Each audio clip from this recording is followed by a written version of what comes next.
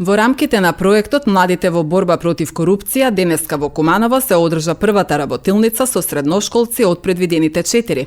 Кумановските средношколци ги препознаваат облиците на корупција. Покажале анализите направени од Центарот за ромска заедница ДРОМ во партнерство со Сдруженијето на мултиетничко општество за човекови права Штип. Посета на Државната комисија за спречување на корупцијата од страна на средношколците ќе биде една од проектните активности во наредниот период. Оваа тема ја договаравме многу поодамна. За жал, во меѓувреме се случија настани во Македонија кои што во позадина беа токму овие проблеми што денеска ги дискутираме тука со младите. Односно се случи настанот во Кочани, дискотеката Пулс, каде што на виделина излегува сите слабости на системот. Всушност, нефункционирање на институциите, а во позадина на сето тоа е корумпираноста. Темата на оваа работилница е корупцијата, која што ни се заканува да и како безбедносен ризик. Јас тука направив одредена анализа од страна на Transparency International, меѓународна организација која што се занимава со истражувањето на корупцијата, каде што се рангираат 180 држави според одредени индекси. Гледаме дека во континуитет, тука дадов паралела помеѓу 23 и 24 година, и гледаме дека Македонија во континуитет паѓа во таа листа со 42 индексни поени, 40 индексни поени, паѓање за 12 места, потоа уште за 2 места, само за 2 години паѓање за 14 места. И се наоѓаме во рангот на држави како што се Бурунди, Сингапур и така натаму, неразвиените држави. Како пример треба да ни послужат развиените држави. Еве ќе земам пример во Македонија кој што се највисоко во таа скала, со 84-85 индексни поени, тоа се скандинавските држави, Шведска, Данска, Норвешка, каде што имаат најмала застапеност на корупцијата. Затоа и сакам со конкретни примери да не одат младите во овие скандинавски држави, туку тие закони што се таму да ги прилагодиме тука. И разговаравме отворено, ова не е класично предавање, ги слушнавме проблемите со кои што се соочуваат младите од Куманово во нивниот секојдневен живот, направивме една паралела и помеѓу настанот во Кочани и што можело да се случи и во Куманово.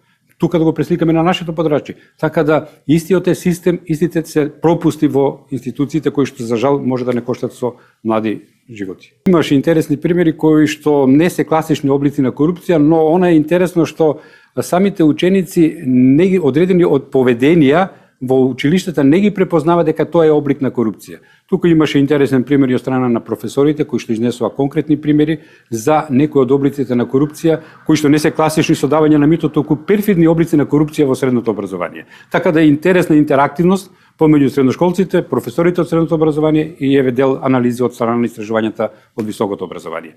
Да направиме нешто во моментот, да направиме одредени анализи и да допринесеме за нашиот град, да ја сведеме таа корупција колку што е можда на пониско ниво и на некој начин да делуваме кај свеста на младите, затоа што во суштина државите каде што има нисок степен на корупција, има прво зборуваме за висок стандард, но и развиена свест.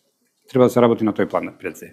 Проектот наставен како Младите во борба против корупцијата, спроведен од ЦРЗ ДРОМ Куманово во партнерство со Сдружение на мултиетничко општество за човекови права од Штип. Тоа не е партнерска организација Штип, значи проектот се спроведува и во градот Куманово и во градот Штип. Овој проект е добиен субгрант од програмата на ЕУ поддршка за граѓански ресурсен центар фаза 2.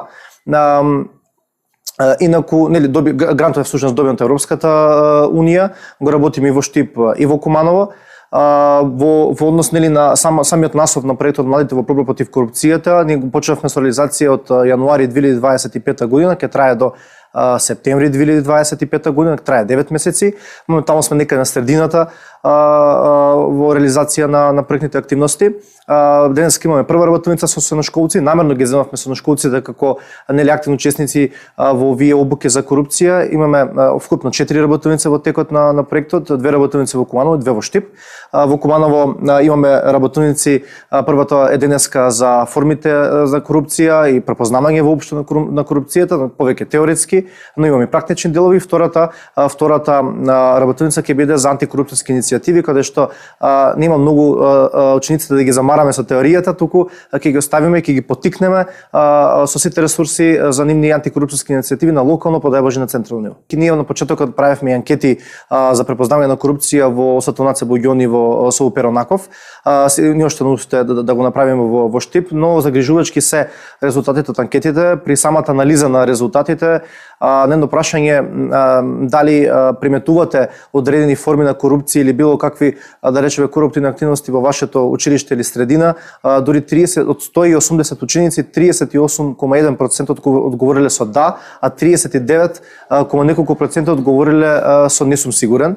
Така што тоа е многу загрижувачки. Очигледно дека препознаваат корупцијата, но студентите дури понекогаш имаат проблеми со препознавање, камали средношколците, бидејќи сите мислат дека во поголемиот дел мислат дека корупцијата е само во полето на давање и примање на пари на подкуп. Денеска ги учевме и префидните начини на корупцијата, да речеме неконвенционалната корупција, на непотизмот, кронизмот, патенската патронажа, медиумската корупција, натишната политичка, да речеме, медиаторна корупција, системската корупција и слично. Тие се, да речеме, некои коруптивни активности, форми, типови и подтипови на корупција кои што нашата цел е да ги презентираме, да дојдат до средношколците, за да можат полесно утре да се борат против самите коруптивни активности.